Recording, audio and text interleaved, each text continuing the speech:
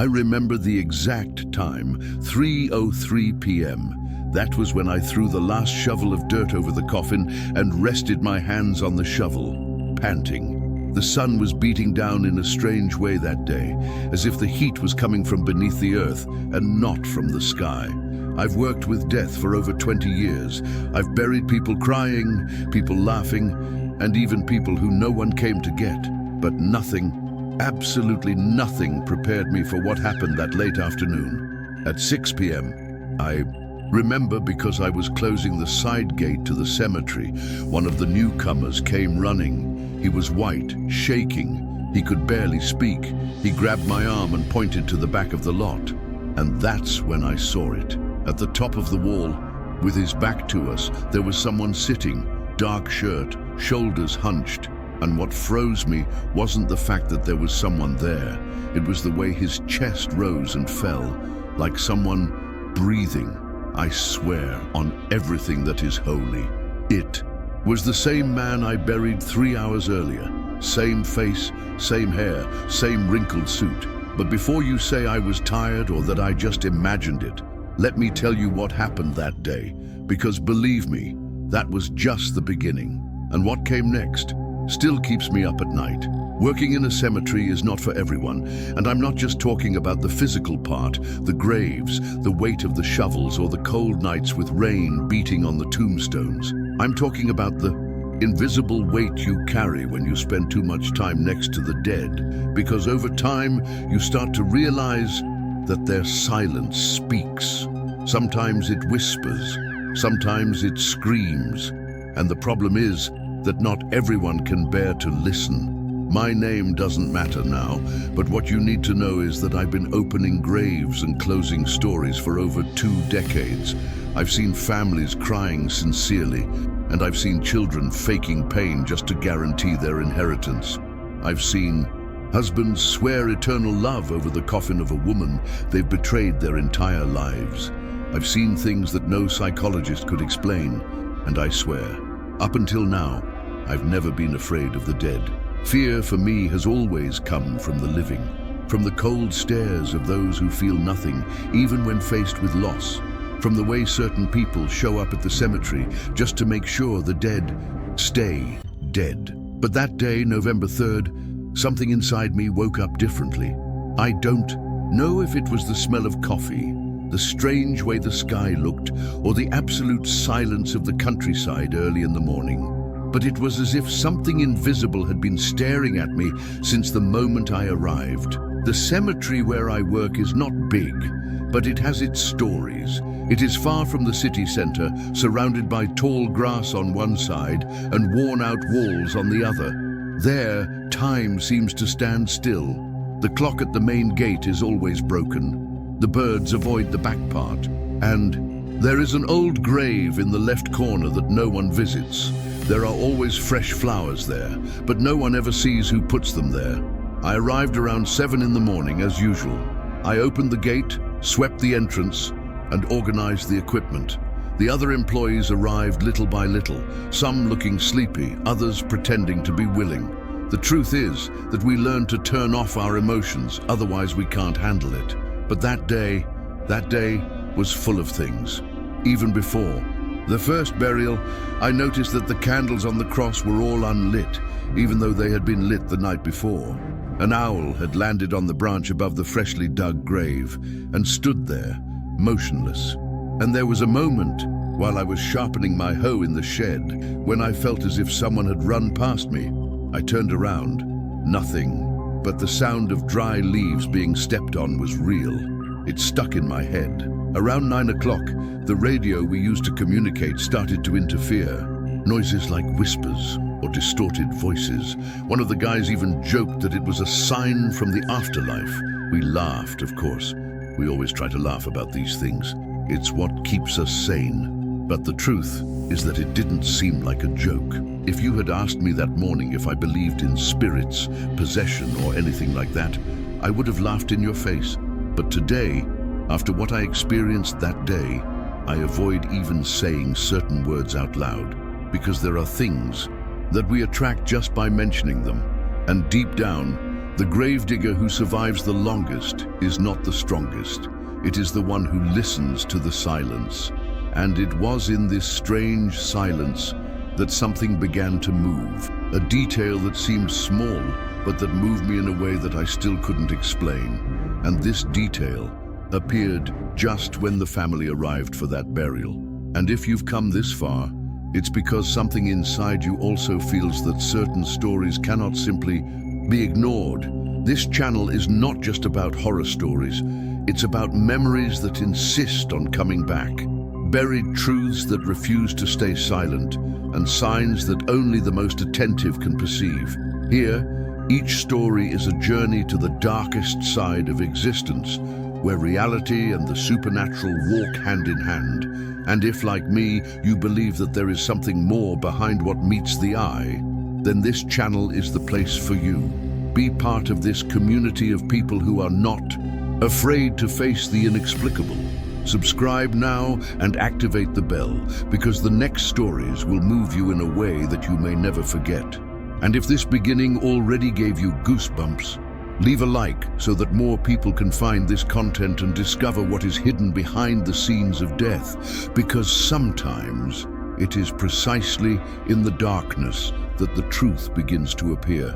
It was around 10:30 in the morning when the hearse stopped in front of the main gate. The day was sultry, the sky heavy, the kind that can't decide whether it's going to rain or just be a nuisance. I approached to guide the entrance, as I always do. I greeted the driver, but before even looking at the coffin, I noticed the people getting out of the cars behind. Just a few, 4 or 5. All of them were silent, no crying, no gesture of consolation. They seemed more concerned with appearances than with mourning. The dead man's name was Elias, 48 years old, a businessman. According to the certificate, he died suddenly in the shower.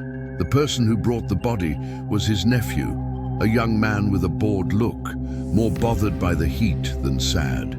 Next to him was a thin woman, arms crossed, as if she were trying to protect herself from something invisible, and an older man who didn't take his eyes off the ground, as if he was waiting for something to move inside the grave. Normally, by the time the coffin arrives, the crew is ready. But today, things seemed to slow down. The helper dropped his shovel twice before clearing the grave. The earth was hard, the air was heavy, the birds were gone. When we placed the coffin on the ropes, the nephew asked not to open it. He said that everyone had already seen the body. No one confirmed it. They just nodded, keeping their distance. But something bothered me. The coffin was light, too light for a grown man. I kept that to myself. During the prayer, the blonde woman didn't blink. She moved her lips without making a sound. It gave me chills. As soon as she finished, everyone turned away without saying goodbye. Not a flower, not a word. They left as if they were running away. And it was there, when I approached to close the lid, that I realized this burial was far from ordinary, and what I found only increased the strangeness that already surrounded that day. It was at that moment, when I placed my hand on the coffin lid, that I felt something cold, damp, and it wasn't sweat. It was as if the coffin itself was breathing. A shiver ran down my spine before I even opened it, but what I saw inside wasn't what I expected, and that's when I realized maybe Elias wasn't alone in that coffin. As soon as the family left, I walked around the grave and approached the coffin. It was just to close the lid, a simple gesture, but something was pulling me, as if I needed to see it with my own eyes. Deep down, I didn't just want to follow protocol. I needed to confirm that this man was really dead. And when I looked closely, something inside me froze. The deceased's face looked calm, without any signs of pain, but his lips were slightly parted, as if they had been forced shut and then returned by themselves. Even stranger was the reddish tint to the whites of his eyes. It wasn't blood, it looked too alive. I discreetly placed the back of my hand on his forehead, and it wasn't cold like it should have been. I felt a faint, strange warmth that was impossible to ignore. A moment later, the attendant approached and asked if he needed help. I nodded, but before he touched the casket, I noticed the dead man's hands. They were facing up, fingers slightly curled. That's not how the funeral home leaves them. It looked like he had tried to move, or like someone had forced him into that position. I leaned in a little closer to see the details of his clothes, and that's when I saw it, a drop of dried blood on the corner of his mouth, almost invisible, but recent enough to make me uneasy. I didn't comment, I just kept it to myself. The assistant murmured, "Looks like he's still breathing, huh?" I turned around immediately. He laughed, trying to hide it, but we both knew there was something in the air, a different, warm smell, like fresh skin. It was impossible, but real. We closed the coffin, everything in the usual rhythm, and even with the lid closed, I felt him still watching me. As I slipped slightly on the edge of the grave, I heard a cracking sound coming from inside. Wood, maybe. But the sound, it sounded like something moving. At that moment I knew that body did not want to be buried. That body didn't want to be there. And the earth seemed to want to spit back out what we tried to bury. And that's when I understood. That burial wasn't an end. It was the beginning of something that was still alive, or at least that refused to die. And even though the grave was closed, whatever was inside seemed to be just waiting for the right time to come back. Burying someone is never just about throwing dirt over a coffin. There is an invisible weight in that act, a kind of silent pact between the one who leaves and the one who stays. We, the gravedigger, are just the bridge, the last link before oblivion. But that day, the bridge seemed broken, and the dead man didn't seem to want to cross. The first shovel of dirt fell on the lid at 3 p.m. sharp. I remember looking at my watch before I started. The sound of dirt touching wood is always dry and muffled, but here it sounded hollow, as if there was too much space between the coffin and what was inside. It gave me such a strong shiver that I had to pause for a second. The assistant, silent, stared at me without saying anything, but his eyes were worried, as if he had also felt the same shiver run down his spine. With each shovelful I threw, I felt something in the atmosphere change. The air seemed denser. The wind, which had been non-existent until then, began to blow softly but coldly, even though the cloudy sky held back the heat. The dark cloth covering the coffin moved on its own before being completely covered by the earth. The attendant tried to laugh it off, saying it was just a breeze, but even the breeze in this place felt wrong. The trees around the grave bent slightly to the opposite side, as if avoiding the newly dug grave. A group of birds which had been chirping in a taller tree flew away as soon as the fourth shovel was thrown. No animal came near after that. Not a fly, not an ant, not a stray dog, as is usually the case. We closed the grave with almost ceremonial care. The shovels hit the ground rhythmically. Each sound seemed louder than it should have been. Finally, we leveled the earth and placed the makeshift cross with the name Elias R. Almeida, 1975-2023. Simple, cold, and final. But I remained standing there. Something kept me from turning away, as if that grave had remained unfinished. I bent down to arrange one of the bouquets of flowers left by the funeral home staff, and as I did so, I noticed something strange in the earth, a slight pulse. Tiny, almost imperceptible, as if something was pushing from within in a continuous cyclical movement. My eyes couldn't believe it, but the palm of my hand felt it. It was real. I jumped up. I looked around. The cemetery was completely empty except for me and the attendant. He was standing in the back, staring at the wall. When I turned to ask what was going on, he just said, "Did you hear that?" I hadn't heard anything, but his tone was firm. It didn't sound like a joke, and inside a very old voice, or very much my own, was screaming at me to leave.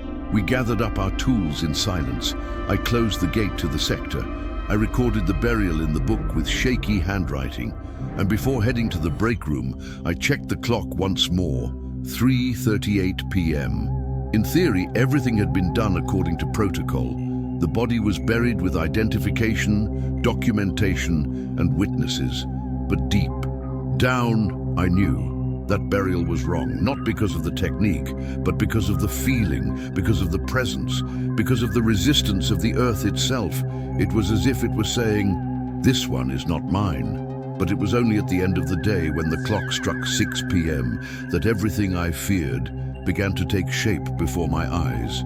The cemetery has a silence that we learn to respect. It's not the same silence as in a library or at dawn. It's a kind of dense silence, as if the air itself was tired of holding so many secrets. And that late afternoon, right after the burial, that silence changed. It became heavier, as if something was underground and breathing deeply, pushing the air out of the ground.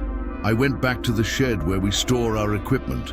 I washed my hands, drank a glass of water, and stood there, motionless for a few seconds, as if my body was waiting for something that my mind didn't yet know what it was. The other 2 employees had already left early. It was just me and the new guy left. He was fiddling with the records while listening to music on his cell phone. But even with his earphones in, he looked at the door every 2 minutes, as if he was waiting for someone to come in. Outside, time seemed to stand still. The clouds suddenly darkened, but not a drop of rain fell. The wind disappeared completely. The trees stood still, as if someone had paused nature. That was when the bathroom light began to flicker. Once, twice, then it went out. Completely. I checked the circuit breaker. Nothing was out of place, but the weather inside the tool shed was no longer the same. I started to sweat, even in the freezing air. A cold sweat running down my back. My fingers tingled. My body ached as if I had carried 10 coffins by myself. And the strangest thing, my left ear went completely deaf for a few seconds. It was as if the world had dipped in one direction. And then a deep noise filled the room. It didn't come from outside, nor from inside. It came from everything at once. The newbie suddenly got up from his chair. He said he heard a banging outside. I went with him to check. Nothing. Just the gate ajar and the dry leaves lying on the ground. But in the distance, way back, among the oldest graves, a shadow passed too quickly, fast enough to look like a figure, slow enough to look intentional. And then the radio beeped, a static noise, then a crackle, and finally a voice, whispered, deep, unintelligible. "Is anyone there?" I asked, even though I knew no one had called. The voice answered, but not with words. It was like speaking directly into my skull, a dense sound that made me nauseous.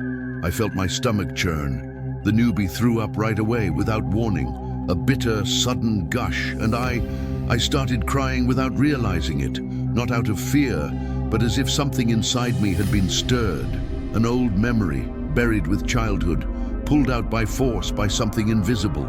We closed the main gate. Immediately, I locked everything. I said it must just be low blood pressure, fatigue from the day. But deep down, I knew it wasn't that. The earth doesn't move like that because of fatigue. The light doesn't fail just because the body is exhausted. And the voices, they don't come out of nowhere. At that moment, it was still 5:45 p.m. There were only 15 minutes left. And although I didn't want to admit it, my body already knew. Something was about to return. Not with a bang, not with screams, but with a breath, a muffled breath, a patient presence, as if something buried had decided not to stay there for much longer. And it was exactly at 6 p.m., when the clock marked the same time as the previous apparition, that something moved where there should no longer be life. And the scariest thing, it wasn't what I saw, but what I heard. Because at that moment I realized, Elijah, maybe I never got out of the shower. It was exactly 6 p.m. when the radio crackled again. But this time, it wasn't just any interference. The new guy's shaky voice cut through the static. "Mr. Antonio, come here now, seriously." The tone wasn't that of someone who had seen something strange. It was the tone of someone who had seen something impossible.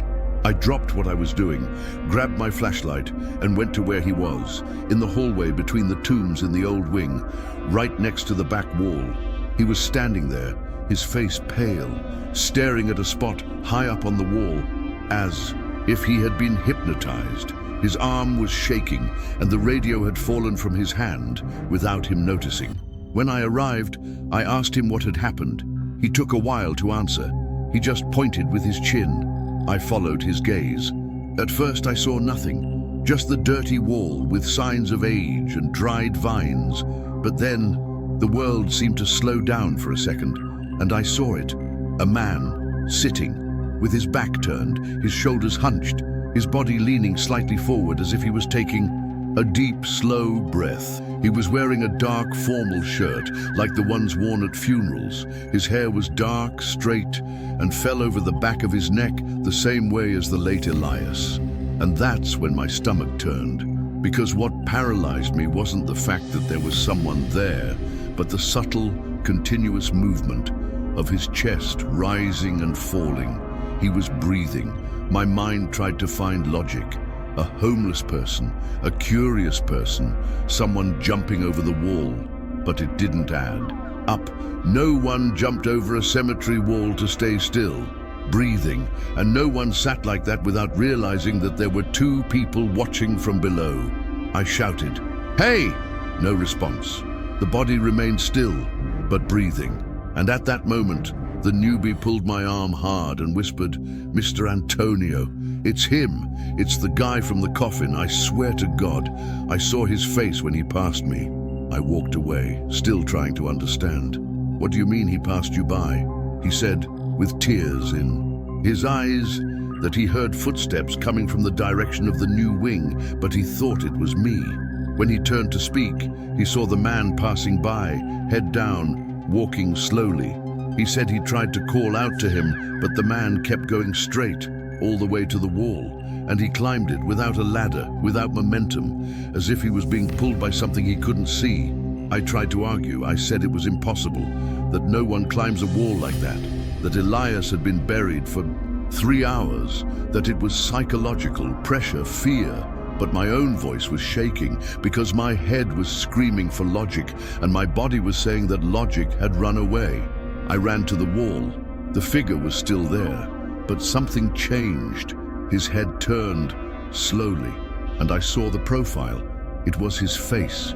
It was Elias, eyes open, pale, but alive, breathing. He turned his face a little further. He looked at me, and in that look, I felt as if my own body had been pulled into an endless nightmare, a place where death is not the end, just an open door. In a second, he was gone. Gone. No sound, no dust, no movement. As if he had been absorbed by the wall, the newbie screamed, fell to his knees, and began to pray. I stood there, paralyzed, not knowing whether to run, cry, or surrender to what I had just seen. At that moment, I knew for sure this was not a mistake, nor a vision. It was a warning, a rupture, as if the world of the dead had given way, and something that should have remained on the other side had slipped away. But there was still a question choking my throat. If he was buried, then who or what was now at the bottom of that grave? I walked back to the warehouse with shaky legs. I didn't know whether to run or stay. The new guy, still white as a sheet, kept repeating the same words. It was him. It was him. I tried not to go crazy. I needed proof. I needed to see with my own eyes that what was buried was still there. And it was with this almost desperate conviction that I decided to return to the grave alone. The new guy refused. He told me to come near him again. He would resign right there, and I didn't blame him. I grabbed a brighter flashlight and gloves and headed toward Elias's grave. The path to get there seemed longer. The air was heavier. Each step felt like a hammer beating inside my chest. When I got there, it was completely silent. No wind, no insects, just the muffled sound of my breathing. I knelt down next to the grave, shining my flashlight on it. The earth was strangely dry, as if it hadn't been turned over in hours. But that wasn't what bothered me. There were marks, barefoot marks all around the grave, clear impressions in the once smooth earth. And these marks didn't follow a straight line. They circled the grave, as if something had left and then returned. I placed my hand on the earth. It was still warm, This wasn't natural.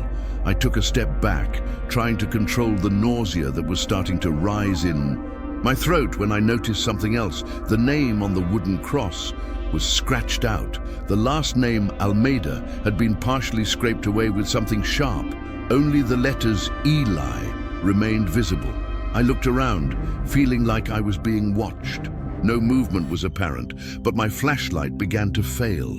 A crack, a high-pitched hiss that came from somewhere invisible. Then I heard it, a sound coming from deep within the earth, faint, almost muffled, like a moan or a prolonged sigh. I approached with the shaking flashlight and pressed my ear to the ground, even though my body was telling me to run. And there, with my heart hammering in my chest, I heard a slow, rhythmic scratching, like nails scraping against wood, as if someone or something was trying to get out. I jumped back and fell to my knees. I crawled a few feet, not daring to turn my back to the grave. The darkness seemed to swallow me. It was as if the ground itself was breathing. One of the artificial flower pots next to the grave fell over by itself. There was no wind, and at that exact moment, a shadow crossed my field of vision, quick, dark, and ownerless. I stood up as quickly as I could and began to back away. As I left that sector, an idea struck me hard. What if the body inside the grave was no longer there? What if what we saw sitting on the wall hadn't come out of death, but rather switched places with something worse? I didn't sleep that night. I couldn't. I mentally reviewed every step, every decision. The image of Elijah's face breathing on the wall haunted me, but more than that, the certainty that that tomb was just the entrance, the portal. It was then, the next day, that the newbie appeared with something that threw all doubt to the ground, the recording of what he saw with his own eyes. The next morning, I returned to the cemetery earlier than usual. I didn't sleep. What I saw, what I heard, what I felt, nothing could put my mind at rest. And deep down, I knew that the new guy hadn't been able to rest either. He was already there, sitting on the steps of the shed, his eyes red, his face pale, and a cell phone in his hand. When I approached, he looked up and said bluntly, "I filmed it yesterday. I caught him on video." For a moment, I hesitated. Part of me wanted to see it. The other part was afraid to confirm what my heart already knew. But I sat down next to him. He unlocked the device, opened the gallery, and clicked on the file. The name of the video was simple, Muramov. The image was shaky at first, as if he were walking. It showed the hallway between the tombs, the focus coming and going, his breathing labored, and then the camera stopped. And there he was, sitting on the wall, sideways, breathing. The image didn't lie. It was Elias, the lifeless face that I had buried myself. But in that video, there was too much life. He blinked slowly. His chest rose and fell in a calm rhythm, as if he were observing, as if he were waiting. He didn't look like a zombie, nor a spirit. He seemed conscious, present, alive. In the video, the newcomer whispers, "Oh my God, it's him." And at that exact moment, Elias turns his face directly to the camera, and the look wasn't one of fear, nor of confusion. It was a steady look, as if he knew he was being filmed, as if he wanted to be seen. He lifts his chin slightly, and for 2 seconds, he smiles. A contained, discreet smile, but full of something I can't name. Then, the video shakes. The newbie runs, the camera turns, and before the recording ends, there is a second of black screen, followed by a sound, low, distant, like a muffled voice trying to come out from under the ground. The video ends. I remain silent, 3 whole minutes without saying a word, just staring at the screen, frozen in that last frame, the shadow of Elias's head turning on the top of the wall. It was him, but it was him, after death. I asked to see it again. The newbie was reluctant, but he put it on. I noticed details that had gone unnoticed before. Elias's fingernails were dirty with dirt. The suit he was wearing was wrinkled, but now had a small tear on the side, as if it had been pulled by something. And there was a constant sound in the background, almost imperceptible, a kind of metallic hum, like static, that increased slightly every time Elias breathed. After the third repetition, the newbie turned off his phone. He said that the video had started to freeze during the night, and that, for some reason, all the other recordings in the gallery were corrupted. Only that one survived. "Are you going to show it to anyone?" he asked. I didn't know how to answer, because who would believe it? And more importantly, who would bear to know? I told him to keep it a secret, at least for now, that we would need to investigate or maybe pray. But what I didn't tell him was that something inside me had already changed, because now it wasn't just a feeling, nor just a testimony, it was proof. And what that proof said was that death was no longer a final line, but it was only when he met with his family again, days later, that the truth, the dirtiest, the most hidden, began to appear with names, dates, and stories that should never have been told. 3 days have passed since the video. The newbie hasn't returned. He asked to be away, then sent a message saying he wouldn't be back. He said that certain things weren't meant to be seen again. As for Mickey, I kept going, partly out of obligation, partly because something inside me wanted to understand, as if the cemetery itself was testing me, bringing me closer to a truth that no one wanted to hear. And that's when Elias's family showed up again. They arrived late in the morning, the same impatient nephew, the blonde woman, and the quiet man. They didn't say they were coming. They just showed up, and they didn't ask to visit the grave. They asked to talk. They called me to the side of the gate where there were no cameras. The woman looked different, tired. Her eyes were sunken, and the old man, who until then hadn't said a word during the burial, was the first to speak. "You saw him, right?" he said bluntly. I remained silent. I tried to change the subject, but his gaze pierced me. "We need to tell you something, because maybe this isn't new to him. Maybe it's a repeat." That's when they told me. At 8 years old, Elias was declared dead. A sudden seizure, followed by cardiac arrest. His body was cold. His pupils were dilated. The death certificate was filled out, but a few hours later at the hospital, the nurse who went to remove the body to take it to the morgue found him sitting on the stretcher, alive, with no memory, and wearing the same clothes. His mother swore it had been a miracle, but his father said that it was no longer their son. From that day on, Elijah was never the same. He started having nightmares, talking to himself, and avoiding mirrors. Once, during a high fever, he screamed that there was another person inside him. Years later, as an adult, he wrote entire pages in a language that no one could identify. An expert said it sounded like ancient Aramaic, but distorted. He spent years trying to forget, until finally he stabilized, he graduated, he got married, he opened a business. Everything seemed normal, until the day he died again. The woman, who was a psychologist, tried to explain. She said that perhaps Elias suffered from some rare neurological condition, that it might be a case of extreme catalepsy with dissociative features. But the old man interrupted, his voice cut through the air with ancient firmness. He never really came back, just his body. The rest, he was trapped somewhere else. I was paralyzed. I tried to understand why they were telling me all this now. And then came the most disturbing part. The nephew said that he had found a padlocked notebook in Elias's house. Inside it were notes about rituals, strange symbols, and a hand-drawn map. The center of the map was the cemetery itself. He knew he was coming back here, the woman said. He wrote it months in advance. He said the wall was the weak point, that whatever was trapped inside would find a way out. The old man handed me a yellowed sheet of paper, folded 4 times. When I opened it, there was a drawing, a tombstone split in half, with a shadow coming out from behind. And written underneath, in firm handwriting, was the sentence, "I came back wrong." I handed the paper back in silence. Time seemed to have stopped around me.